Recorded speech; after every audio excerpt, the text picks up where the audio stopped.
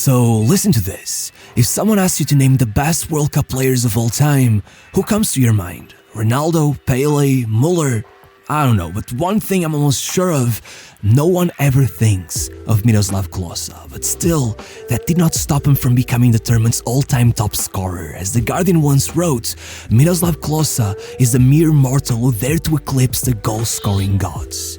And some people really didn't like that. As I once read in an internet comment, his club career is non-existent. Anyone who would look at him playing will consider him a below mediocre striker. No speed, no technique, no dribbling, no nothing. If I ask an average football fan to try to recall at least one of Klose's goals, most likely any person will fail to do so, since all of Klose's goals are very generic and forgettable. Look, though it is a fact that Klose scored at a much higher rate at the World Cup than anywhere else, and that not one of his World Cup goals came from further out in the penalty spot, there's still a lot of ways to disprove that statement. The whole thought process behind the claim that a poacher is a lesser player is already incredibly flawed, but how could you just say that about Klose? And how could you just say his club career was non-existent if he not only won the Bundesliga twice, but won every award from Player of the Year to top scorer and even top assist provider? You can't just ignore that side of his game because he was a tad more unconventional. I mean, he averaged an assist every 347 minutes over his entire career. That's the exact same as Cristiano Ronaldo. Even the whole thing of narrowing him down to a one competition wonder is absurd. Klose was always great for Germany anywhere he played. He literally scored more frequently for his country than Ronaldo Phenomenal did for Brazil, and by the time he retired, Puskás was the only European to have more international goals than him. Even Pele had scored only 6 more. Still, that didn't stop a lot of people from getting annoyed every time he put the ball in the net, the same old guy scoring the same old goal. In fact, whenever he spoke of himself, as much as he could narrow it down to sheer humility, I feel like you could see that it got to him. He was almost self-deprecating. He's gone as far as saying things like, "In my opinion, whenever you hear my name being mentioned in the same sentence as Ronaldo and Gerd Müller, nobody even knows who Miroslav Klose is." But why would he say something like this? Well, it's not that Klose wasn't meant to become a footballer. I don't think he was even really trying to.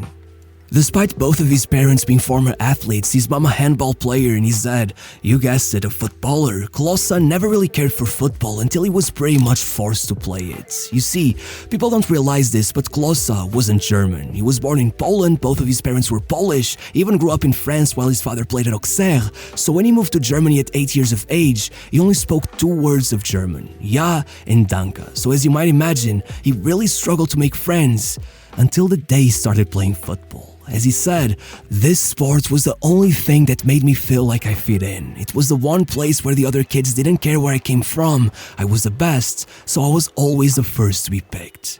And from there on out, he never let go of that feeling. But he also never tried to make a career out of it. Only a few months before turning 21, he was still working as a carpenter apprentice while playing part-time in a German 7th tier. And even when he got his first transfer, all he did was join the reserves of FC Hamburg, who were in the regional league at the time.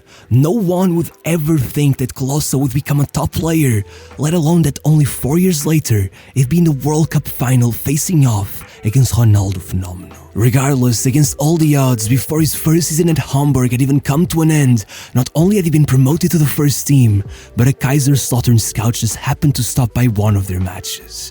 I can't stress this enough, he wasn't even really supposed to be there. There was no plan to sign anyone. Back then, Kaiserslautern were one of the best teams in the country, but he must have seen something because that day, he approached Klose and signed him on the spot.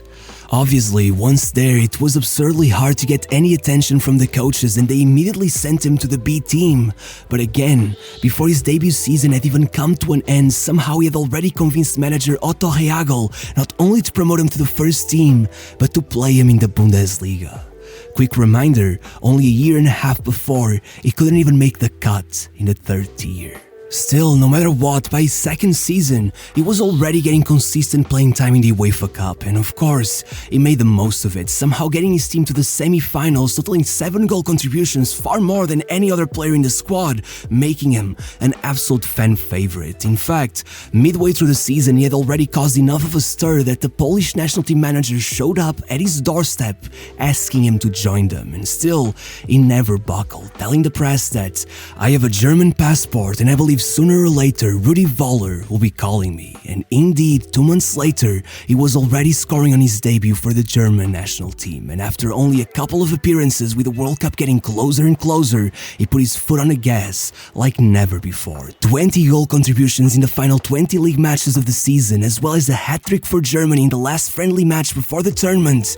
And once the World Cup started, Rudi Völler had no doubts, even with the likes of Bierhoff and Janker in the team. After the disappointment that were the Euros, Klose would be the one starting up front, and that choice paid off massively. In his first ever World Cup match, Klose opened up his tally with a hat-trick, helping his team secure the largest win in a World Cup since 1974.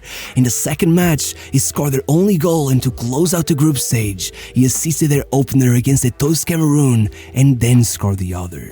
Even if from there on out Klose calmed down and went scoreless for the rest of the tournament, Germany still made it all the way to the final, where unfortunately they had to settle for the silver medal, while Klose had to settle for the silver boot, as Ronaldo made sure to take away both of those prizes. However, if most would guess that after such an unexpected rise to the top, Klose would feel content with what he had achieved, they were wrong. Instead, that final defeat created in him an insatiable hunger. He made it his life's work to make Germany world champions. But shortly after, it all went wrong. Things at Kaiserslautern were tough. There's a reason they no longer are one of the best teams in the country, and it all started right there. Only 2 months after the World Cup, they were in such financial trouble that they were forced to sell Klose's transfer rights to a betting company. And over the next 2 years, as Klose desperately tried to keep them afloat, they kept sinking down the table, at times even getting point deductions over their money problems. And by 2004, with a knee injury making it all that much harder on him and having lost his place in the national team's starting 11, once title holders Werder Bremen came trying to sign Klose as their new star striker, that settled it for him. It was time to get on the move and make sure that at the next World Cup, his place in the starting 11 would be undisputable once more. And though his first season at Bremen would most likely have been enough with 25 goal contributions in 32 league matches, his second season blew all of that out of the water. I'm talking 48 goal contributions across all competitions. In the league, he was averaging 1 every 56 minutes. That's about the same as Lewandowski in 2021, and that's widely considered the best performance by a striker in the history of the Bundesliga. Klose was so good that he managed to top the goal-scoring charts and finish only 1 assist off of topping those charts as well. Once it was all done, obviously he was the player of the year, and his place as Germany's #1 striker was reinstated just as their very own World Cup was about to start. And again, he didn't wait around too long. 17 minutes in, he had already scored, then another in the second half, then 2 versus Ecuador to close off the group stage. And once they met Sweden for the round of 16, Podolski scored 4 minutes in off of his rebound and 8 minutes later off of his assist. But his most important moment of the tournament would come in the next game, as with Germany losing to Argentina with 12 minutes left on the clock, his predatory instincts kicked in and he delivered the blow that allowed Germany to take the win on penalties, reaching the semi-finals only for Fabio Grosso to send them to the third-place playoffs with a dagger in the final minute of extra time. And again, the bronze medal just did not do it for Klose, and even his golden boot, something 99% of players could only ever dream of, felt almost bittersweet, because as much as his 5 goals sent him to 7th place in the tournament's all-time top scorers table, Ronaldo had just scored 3 more to extend the record to 15. But as always, Klose kept going. The next year, he started it all off by winning his first ever trophy, the Liga Pokal. Then he once again shined in a UEFA Cup, scoring twice and assisting a third against AZ Alkmaar to take Bremen to the semi-finals. But above all, he did something that went completely against the perception the fans now seem to have of him, finally topping the league's assist-providing charts and doing it in style, with 16 in total, the most by a single player since 1993, leading Bayern Munich to come for his signing. It's easy to dismiss this transfer as nothing more than a trophyless player looking for a quick route to glory, especially since the whole transfer saga got ugly enough that it damaged Klose's reputation at Bremen. But really, that season, Bayern weren't so glorious. In fact, they had settled for their worst placement in the league in over a decade, 6 points behind Klose's very own Bremen, not even getting a place in the Champions League. Back then, Bayern needed Klose maybe more than he needed them, as their own general manager would say after pairing him alongside his new signings, a young Ribéry and a not-so-young Luca Toni. Klose is the cherry on the cake, the one that completes our dream front line. So, again, he delivered. Even if he'd end up slowing down in the league after an incredible start with 13 goal contributions in the first 8 matches, across every other competition he would be tremendous, playing a big role in their UEFA Cup semi-final run and being one of the biggest reasons they were able to take the league and cup double, the first major honors of his career, scoring or assisting in every single round all the way to the final, eventually finishing his debut season at the club with 33 goal contributions, despite going through a hip injury and even breaking his nose towards the end of the year. Regardless, that did not stop him from making it to the Euros, where Germany were looking to end what was slowly becoming a legacy of failure at Europe's most prestigious competition, and Klose made sure to be the one to take the initiative, assisting both goals in their opening match and then coming in clutch in the knockout stages, scoring in both matches as Germany narrowly defeated Portugal and Turkey to force their way to the final, only for Klose to once again have to settle for the silver medal. At this point, I'm sure you've noticed a trend. It is no wonder that Klose became so obsessed with securing a gold medal before he hung up his boots, especially given that, since he was a late bloomer, he was already 31 at this point. He knew his age would catch up to him, and I think you can pinpoint precisely the day it all started collapsing. Less than 2 months after the final against Spain on August 15, 2008 in a match versus Hamburg, Klose was subbed off with 10 minutes to go so a 19-year-old could get his debut for Bayern. That kid was Thomas Müller, to the eyes of many a better, more refined version of Klose. And though individually Klose would still experience a positive season, contributing to 30 goals in total and scoring against every team he faced in the Champions League, before the year was over, Klose ruptured the ligament in his ankle, and in his absence, Bayern lost 3 decisive matches, allowing Wolfsburg to take the league title at the last minute and being knocked out of the Champions League. In the dawn of this disappointment, more measures towards rebuilding the team were enforced. Van Gaal was hired as the new manager, Robben and Mario Gomez arrived, and Müller took on a major role in the team, while Klose and Luca Toni's playing time was greatly reduced. And if there was any hope the staff would rethink this decision, it all fell apart when Klose's form took a massive hit, settling for only 6 goals all season, while the new kids on the block led Bayern to a domestic double and a Champions League final. As they say, the future had arrived. Thankfully, even then, Klose's national team superpowers did not budge. Even he himself seemed puzzled as to why he could not stop scoring whenever he put on the white jersey. As he said it himself, "Why do I score for Germany and not Bayern?" I ask myself that same question every time. Maybe I'm just lucky. Regardless, lucky or not, once the World Cup arrived, Joachim Löw did not doubt him one bit, claiming he had a good feeling about Klose, while the man himself did not shy away from the spotlight, announcing before the tournament that he planned to score at least 5 goals, which would make him the competition's all-time top scorer. But if things started well, with Klose again scoring his first only 26 minutes into the tournament. Early into the second match, he got a red card, being sent off and banned from the next match, losing 2 great opportunities to add to his tally. But again, that wasn't a problem for Klose. He just popped back into the squad against England and scored the opener, taking them to the quarters, where he would put 2 past Messi's Argentina, meaning he was now only 1 goal away from the record. But then, it just didn't happen. First, Spain beat them again, and then Klose was benched for the 3rd place playoff, sitting on the sidelines as Müller scored his 5th goal to go 1 above Klose and take the Golden Boot.